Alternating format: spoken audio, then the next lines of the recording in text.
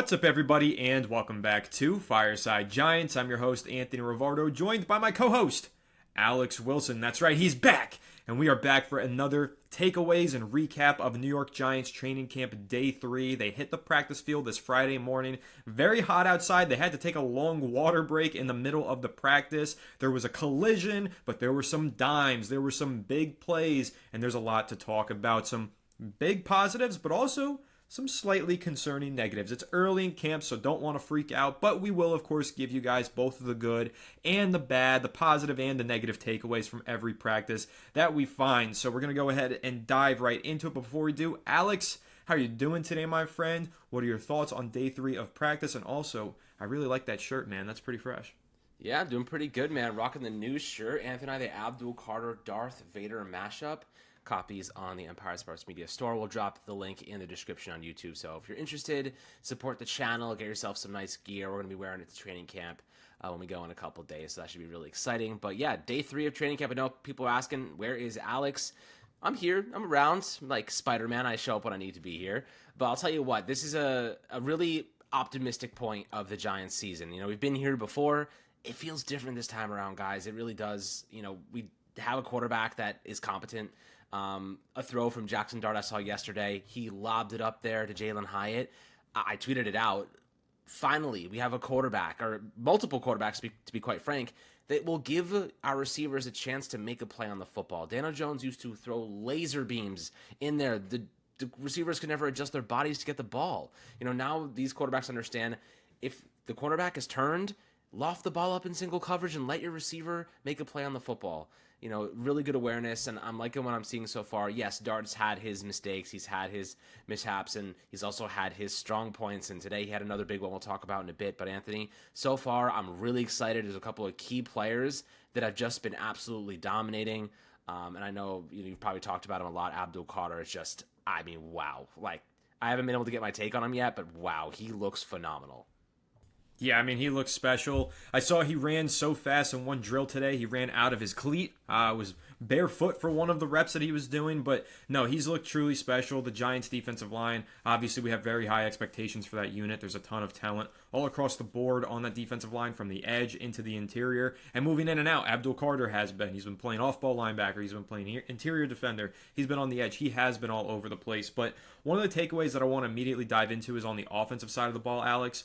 This is the third day in a row that I'm going to say Russell Wilson and Malik Nabers is proving to be a deadly duo. Because, again, today they connected on another deep touchdown pass. And I'm talking, this one was a moon ball. This was like a 40, 50-yard bomb from Russell Wilson down the right sideline, perfectly in stride for Malik Nabers, who broke away from the cornerback and walked his way into the end zone after making the catch. It was awesome, and I can't wait to see some of that on game days, right? This is what we've been expecting. I've said this so many times, Alex. You think about what Malik Nabers did last year with that quarterback room. He had Daniel Jones, Drew Lock, Tommy DeVito, and Tim Boyle. Still put up 1,200 yards and 7 touchdowns, and an NFL record for the most receptions by a rookie wide receiver with 109, which is also the Giants' franchise record for the most receptions by a receiver in a single season. The guy was special as a rookie for the Giants, and he caught only 7 deep receptions.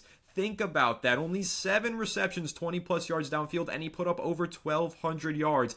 Now, he has the best deep ball passer, according to Pro Football Focus, in the NFL as his quarterback. I really think this guy is going to put up ridiculous numbers this season. I already placed a bet this morning for Malik Nabers to win Offensive Player of the Year this season. I think he's going to push for the Triple Crown. I think he's going to be electric, and I can't wait to see Russ connect on those moon balls to Malik Nabers during the regular season. It's going to be a lot of fun. But again, they connected on a couple of them yesterday. They can't stop connecting on touchdowns. Nabers is torching every single cornerback on the Giants roster, every single rep. And Russell Wilson has been hitting him with some perfect passes. So it's getting me excited, really just throwing out their positivity and excitement right now about this duo, because seeing those deep balls is just giving me hope for what this season could potentially be on the offensive side of the ball. Alex, what's your reaction to it? Russ and Nabers definitely developing some really nice chemistry through the first 3 days of training camp.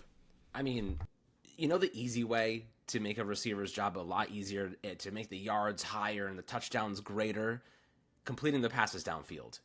Nabers doesn't need 130 targets to achieve what he achieved last year. If they were able to execute passes downfield, he would be able to, shrink the targets he needs to actually accomplish the same goal.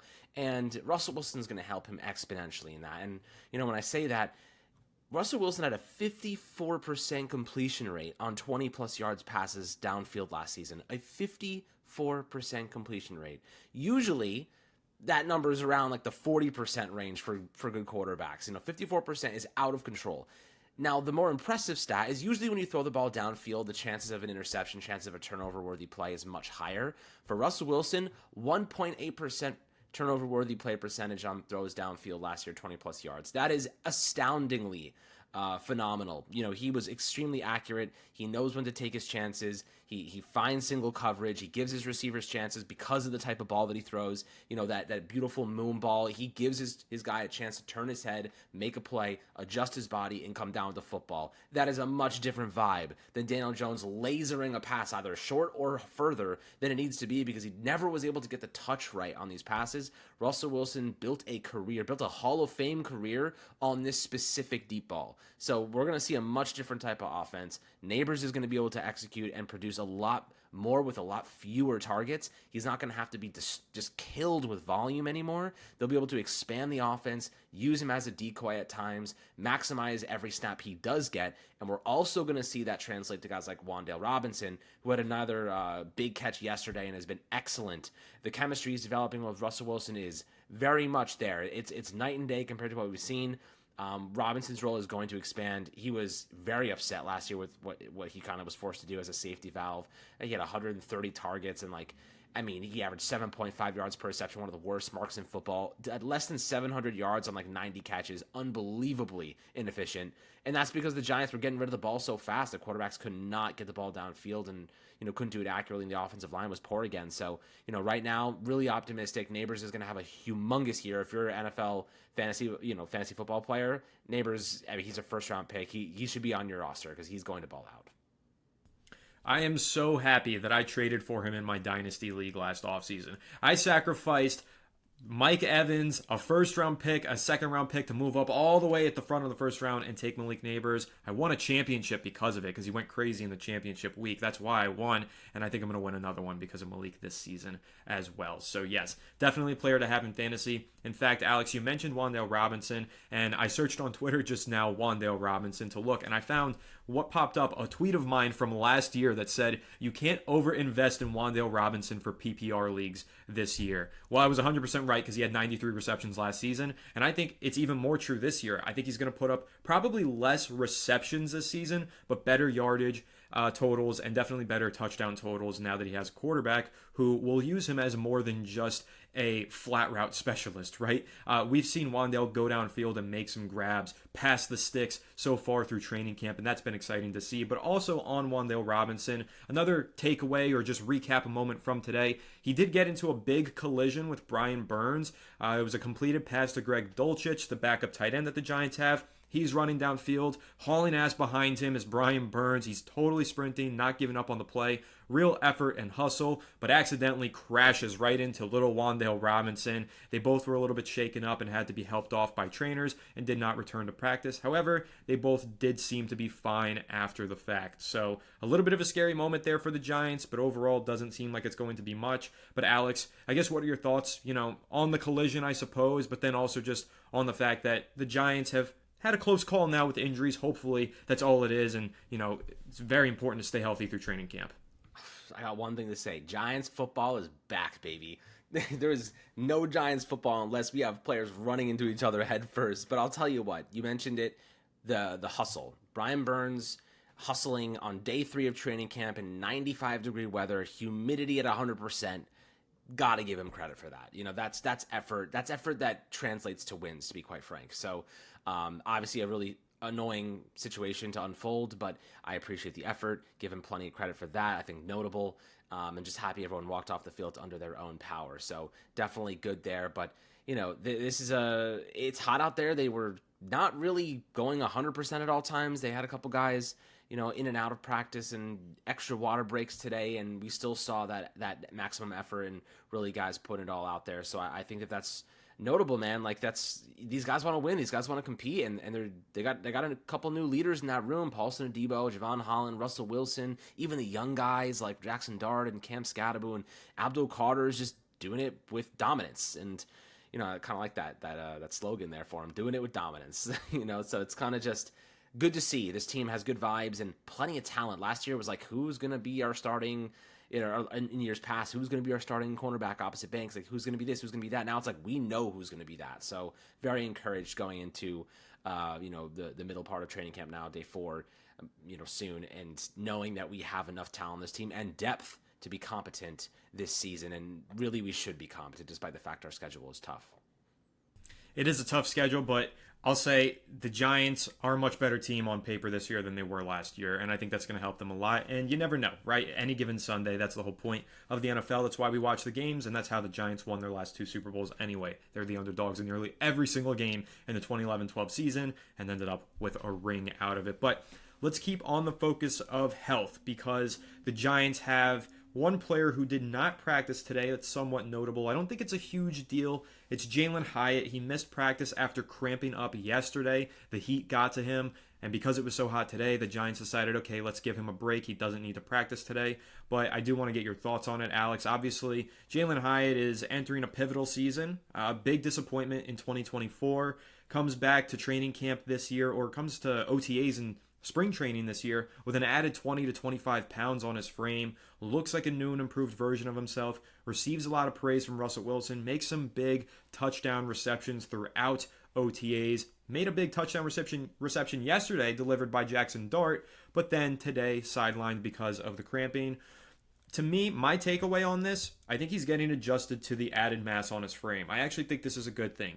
It's a new body for him, basically. An extra 20 pounds that he's running with this summer that weren't on his shoulders last summer. It's going to make a difference, and as a result, he's going to have some moments of cramping. It's just about making sure that he doesn't have any more hamstring pulls or anything like that to keep him sidelined for an extended period of time. But, Alex, since you haven't really given your takeaways on the first 2 days of camp, Hyatt did make some plays. What are your thoughts about him? Obviously, again, he was sidelined today, but generally, how are you feeling about Jalin Hyatt through the first few days of camp? I mean, listen, he has a lot to prove. I know he's working with the twos, so this is an opportunity for him to rebuild the confidence in the coaching staff, and have the confidence to deploy him. This offense, if the offensive line holds up, if Russell Wilson is able to throw the ball downfield, given he has the time, this offense, it bodes well for Jalin Hyatt. He should be on the field. You give Darius Slayton a playoff here and there, Hyatt's able to use his burners and make some plays, but he has to stay healthy. The hamstring injury earlier this spring, now he's already out cramping up again.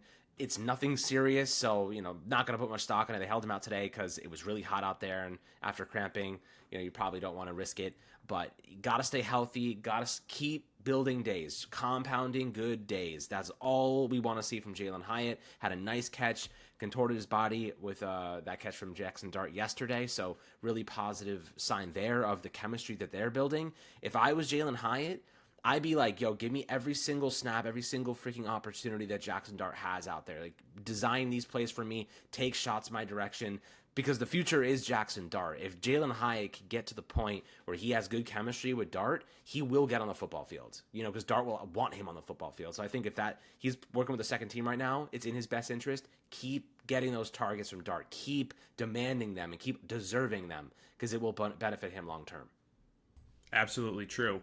Let's keep on the topic of Jackson Dart and then segue into one of his favorite playmakers. I'll say this. It was a rough first practice for Jackson Dart. I didn't sound the alarms. No reason to panic. It was his first ever practice, right? There were some fans who had extreme reactions immediately, started comparing him to Daniel Jones and doing all this other crap. Guys, they're not even the same. They're not even close to the same. Like, Jackson Dart competed at such a high level in the SEC. Like, he competed at high competition levels throughout his collegiate career, proved to be a good quarterback. He's a mobile quarterback. He's a very young and raw prospect for sure. I expected him to have his struggles during the start of training camp. So, rough first practice, but bounced back yesterday with a huge day, had a couple of really nice passes, and a very good second practice, and more of the same today. I thought it was a good practice.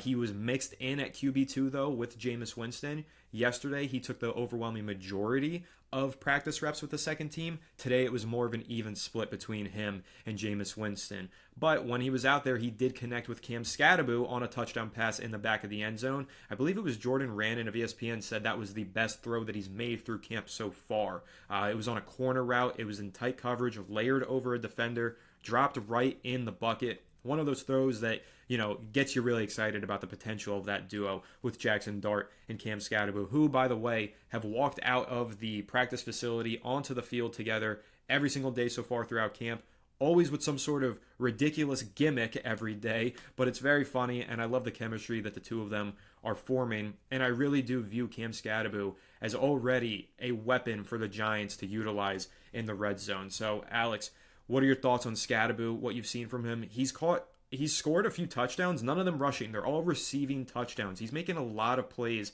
as a receiver, and I really do envision him expanding his role throughout the course of his rookie season by making plays in the red zone out of the backfield as a receiver. So very impressed with Cam Scataboo in that regard. Absolutely. They used him in multiple different alignments today as a receiver. He had a catch in the back end of the end zone. He had some stuff in the flat. Like, he is gonna be a weapon, man. I actually think that he's might be a third down, like, change of pace, like, receiving back to start his career with the Giants. Like, that might be the role he plays. I think Tyrone Tracy's gonna be our RB1. I think Devin Singletary is a good veteran to have in the group there. But Scataboo is our, like, third down receiving back. Don't be so quick to ignore that possibility. And I think that he's going to keep earning snaps, earning share. I think a 50-50 split between Tracy and Scataboo is actually in the best interest of the Giants. It'll keep both of them healthy, and both of them, most importantly, in rhythm. Because, when you have running backs, one guy gets hurt, another guy has to step in, hasn't played much, it takes time to adjust. If one of those guys goes down, the other guy just assumes the role. You have Singletary there to spell a little bit, but, like, that guy can step in and immediately be that impact piece. So I really would like to see them split. Probably the beginning of the season, I think it'll be like 70-30 Tracy, and then Scataboo will have his third down opportunities, and Singletary will spell Tracy as, like, the first two down backs, just to, like, just give him a little bit of a breather sometimes. But I could see it by the end of the season, we're seeing more of a 50-50 Scataboo-Tracy combination, because Singletary will likely be cut after this upcoming season due to the cap health that they would get in return. So, that's kind of how I see things progressing. Really impressed, though. Scataboo's got sick hands, one of the most underrated traits of him coming out of Arizona State. I'm so glad the Giants are maximizing that early in camp. Yeah, me too. I really love seeing how involved he's been as a receiver. I think that's one of his best traits. I thought that was very evident in his film at Arizona State. Just his ability to run routes is pretty proficient for a running back. In terms of, what you're envisioning for him this season, I don't think we're going to get to a 50-50 carry split this year. I don't even know if it's going to be 60-40. I really do view Scataboo as a situational guy as a rookie. And I think that situation is going to be in the red zone, short yardage, and when they need a receiving back. Those are the things that he's really good at. But I think he's really just going to be specific to certain situations, but very effective in those situations. And those are money situations. We're talking red zone. We're talking as a receiver. Those are touchdown moments. So I'm very excited for what we're going to see from Scataboo this year, and definitely thrilled to see him already developing this connection with Jackson Dart through practice. Let's talk about something that's not totally positive, Alex. Still on the offensive side of the ball, John Michael Schmitz has not looked good through 3 practices. Now, I don't want to overreact to this. There's no pads on, and it is only training camp, the first 3 practices, right? I don't want to put too much stock in it, but what I will say is JMS entered the NFL with this label of being pro-ready. The Giants expected him to make an immediate impact as a starter when they drafted him, as did all of us fans, and we haven't really seen him develop into a positive addition for the Giants so far. He's had a lot of struggles with injuries, he's had struggles with consistency, and while we've chalked it up to a lot of struggles pre-snap, so far through camp we've seen struggles post-snap. He's been poor delivering some snaps, throwing them over the head of the quarterback or at the feet of the quarterback, and he's had some reps where he was just flat out beat pretty badly. So I still have hope for John Michael Schmitz that he'll perform better this season with more continuity around him on this offensive line and with an experienced quarterback under center. But I can't lie, I am a little bit concerned. Again, not trying to sound the alarms through the first 3 days of unpadded practices at camp, but I would like to see John Michael Schmitz start to pick it up and play a little bit better. Definitely starting to feel a little bit concerned. Alex, how are you feeling about John Michael Schmitz? Well, I'm not totally concerned about JMS because of the first 3 days of training camp. I'm totally concerned about JMS because the first 2 years of his career. Like that's really why I'm concerned. He's been a bad pass protector, but toward the bottom of the NFL in terms of centers with their pass blocking efficiency. So that is the most reason to be concerned. Yes, he needs to step up. Yes, he had some high snaps today. I'm not concerned about the snapping as much as I am about Abdul Carter throwing him like out of the frame of the video I watched. Like there's a difference between like just being beat and being thrown out of the frame of a video. Like that is what happened to this guy. And yeah, there's no pads, but we're talking about a center. Like we're talking about a guy that is supposed to be able to handle defensive tackles, and an edge rusher just threw him 5 yards. You know what I mean? Like, and not even threw him, just pushed, just destroyed him so bad with the hand technique, and then just pushed him out of frame. So the lack of balance is concerning to me. He has to be the glue, and my hot take right now is that the Giants are going to trade for a center to provide insurance for JMS because they need someone. I guess Greg Van Roten could technically slot in play center if need be. You don't necessarily want to go in that direction, but you could do that because then you have to put Evan Neal at right guard, I guess. So that is a possibility, but I really wouldn't be surprised if the Giants tried to make a trade or do something to add a bit more talent to the center position, because right now there's really nobody behind him that I can trust to step in and be competent.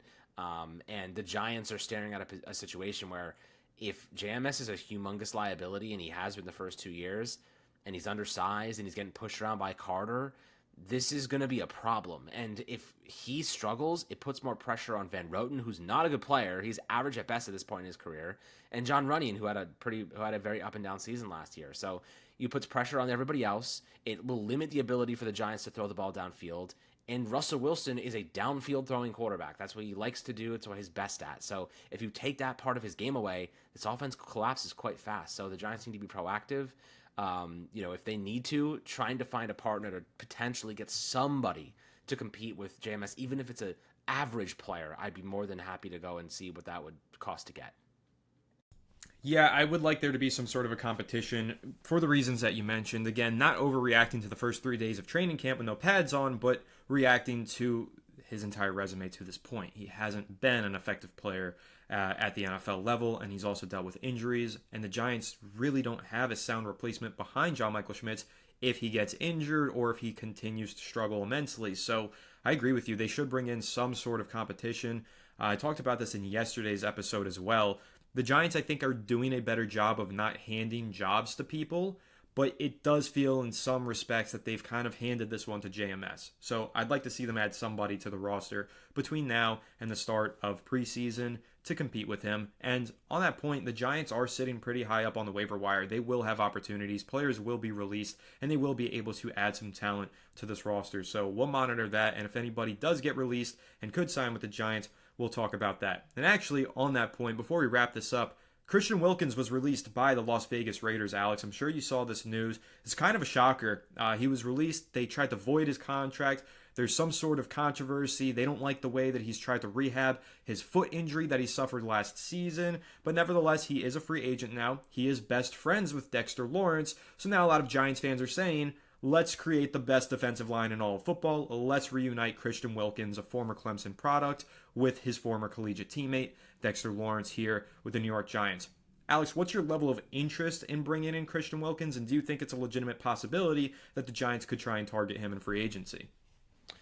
I mean, I guess you could. Depends on how much he would cost to sign. I guess it would be next to nothing. Assuming I guess they voided all of his guarantees though, so he's kind of just available to sign. So I guess it depends how much the team would be willing to give him. But I think that they don't have to, go and overdo it. I'd rather them go and try to maybe get a center or an offensive line support than try to get Christian Wilkins. And the reason I say that is because I think Darius Alexander needs to play. You know what I mean? I think he needs to be a key component. I think he will not play as much if Christian Wilkins is on this roster, naturally.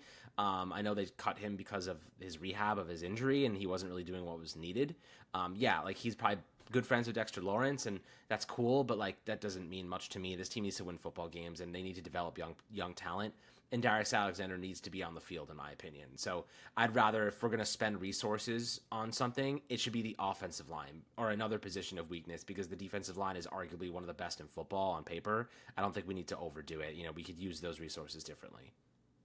Yeah, I do see your perspective on that. I would like to see Darius Alexander develop and get his playing time, but to be honest with you, if the Giants are competitive, I don't think Christian Wilkins is going to be able to play until mid-season. I think it's going to take him a while to recover from this foot injury. If the Giants are competitive and he's ready to sign and now he's healthy mid-season, add him to the roster, right? He is one of the best run-defending defensive linemen in the NFL. The Giants have a lot of pass rushers. They've got Abdul Carter, they've got Brian Burns, Kayvon Thibodeau, and of course Dexter Lawrence is great at both facets of the game. But on the interior, Lawrence is their great pass rusher. They don't really have another. They don't really need one, though. They need another great run defender. And I think Christian Wilkins could fill that role. So I don't think this is something that the Giants rush to do. I don't think anybody's in a rush to sign Wilkins. But if we're halfway through the season and we're competitive, I think it's something that the Giants should check in with Wilkins for and see if he could add some talent and really stack up that defensive line, especially considering the division that we play in. And unfortunately, we do have to face Saquon Barkley and a great Eagles offensive line. So having some good run defenders up front and an experienced one in Wilkins could be beneficial. And the last point that I'll bring up here, Alex, is Theo Johnson. Said that he's fully ready. He's returning. He's good to go. He obviously had that foot injury last year that ended his rookie season prematurely, just as he was starting to hit his groove. But I want to speak more largely to this tight end room. Greg Dulcich had a big play today. He's already got chemistry with Russell Wilson from their shared time with the Denver Broncos. He's made a few plays so far through camp. Bellinger's caught some touchdown passes. Thomas Fidone II had a sick one-handed touchdown grab yesterday on a high pass from Jackson Dart. And of course, we like Theo Johnson a lot. What are your thoughts on this tight end room, Alex? Because it is kind of crowded. You've even got Chris Manhertz in there, who I didn't mention just then. There's a lot of different guys competing for the same spots. I feel like there's going to be a tough decision made in this tight end room. Somebody is going to get cut, and somebody who gets cut is going to be a pretty decent player, because I kind of like all of those guys in this Giants tight end room. But with Theo Johnson returning from injury, and seeing some of these other guys who are performing, what are your general thoughts on the Giants tight end room through the start of camp? I mean, so far, I'm pretty impressed by Fidone. Like, this is a 7th-round flyer the Giants just kind of threw a dart at, and that one-handed catch is legit. He has got a sick frame. He went to the TE Academy, ran by Greg Olson and George Kittle and Travis Kelce, and like they had great things to say about him, So I think I'm pretty encouraged by that. He was once a higher rated tight end than Brock Bowers. Is he now? Obviously not. He had a couple ACL tears that knocked him off the totem pole. But I do think that this is a player with some potential. Bellinger's hanging on. I think that we'll see. Maybe there's a position battle that we haven't really discussed between Bellinger and Fidone that could unfold. Theo Johnson's going to get the crack as the primary starter. So what do I think about this tight end room? It's very, very inexperienced. It's very undecided. It's very raw. It's very random. But there's potential there.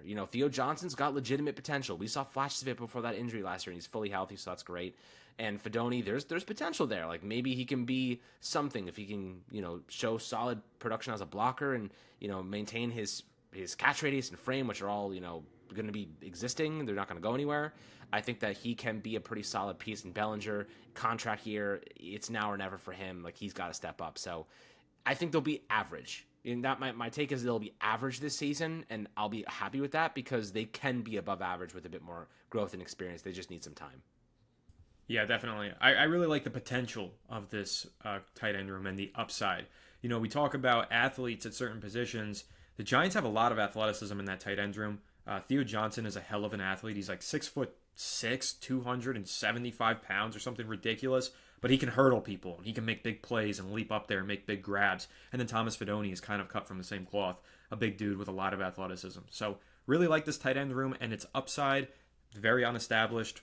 Definitely needs some time to develop and grow, but we'll see where it goes. And yeah, so far through the first 3 days of camp, we didn't talk a lot about the defense today. It's kind of hard to talk about the defense when they're doing unpadded practices. That'll come more into play next week. The Giants are putting the pads on officially on Monday, so very excited for that. And of course, guys, stay tuned for our practice recaps for Monday's practice and all throughout next week. And also, Alex and I will be there Thursday and Friday for those 2 practices. Can't wait to meet some of you guys, talk some Giants football with you guys, and of course, watch the Giants practice in person on Thursday and Friday. So make sure if you want to say what's up to us, that you're following along with us on social media at Anthony_Vardo, at Alex Wilson ESM, and of course at Fireside Giants everywhere. Shoot us a DM if you want to say what's up. But that's pretty much going to wrap this one up. Make sure to leave a like if you enjoyed, subscribe to the channel if you're new, ring the bell so you don't miss an episode, and comment your thoughts down below in the comment section. If you listen to Apple or Spotify, make sure to leave us a 5-star review. Go ahead and follow us on all of our social media channels at Fireside Giants. Without further ado, we'll catch you on the next one. Have a good one, and let's go New York Giants.